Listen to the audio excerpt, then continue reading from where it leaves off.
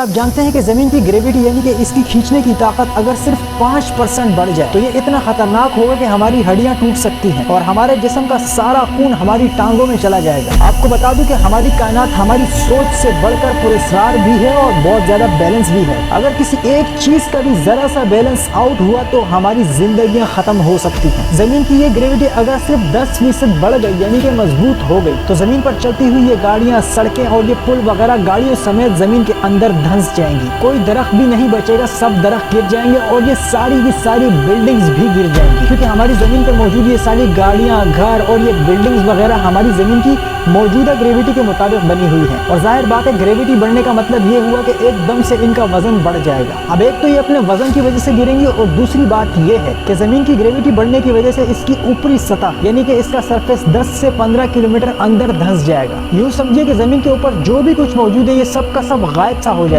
ऐसा लगेगा ही नहीं कि कभी यहाँ पर जिंदगी मौजूद थी। और जमीन की ग्रेविटी बढ़ने का एक असर चांद पर भी पड़ेगा। ये चांद अभी जिस स्पीड से जमीन के गिर्द घूम रहा है, जमीन की ग्रेविटी बढ़ने के बाद चांद भी जमीन से 10 गुना ज्यादा स्पीड से घूमने लगेगा। इसके अलावा जैसे मैंने आपको बताया था कि सूरज पर जलजले आते हैं, तो इसी तरह सूरज पर तूफान भी आते हैं। लेकिन सूरज पे जो तूफान आते हैं वो हवा वाले तूफान नहीं होते, बल्कि ये धमाकों की शक्ल में होते हैं। अब जमीन की मौजूदा ग्रेविटी में हम फिलहाल इन तूफानों से महफूज रहते हैं, लेकिन अगर अचानक जमीन की ग्रेविटी बढ़ेगी तो ये तूफान हमारी जमीन को डायरेक्ट मुतासिर करेंगे, यानी कि जमीन का टेम्परेचर अचानक बढ़ भी जाएगा, जिसकी वजह से अगर कोई जमीन पर जिंदा बचा भी है तो वो भी फ्राई हो जाएगा। तो जनाब इतनी खास है ये ग्रेविटी। अब फिर कमेंट सेक्शन में कुछ लोग आकर कहेंगे फिरोजी भाई आप तो डराते ही रहते हो। भाई क्या करूं, जो सच है वो सच है, बिना डराए आप लोगों को समझ भी तो नहीं आती।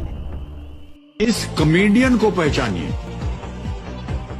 आवाज सुनिए और उसके बाद उत्तर दीजिए। Identify this comedian. आवाज सुनाया जाए कंप्यूटर जी। समझे, आप समझेंगे शायद ये मांगने आया, मैं मांगने नहीं आया, लेकिन मजबूरी है हमारा। जिस तरह माजी में 75 साल में आपने हमारा हाथ बटाया है, कुछ अद्भुत कलाकार हैं ये।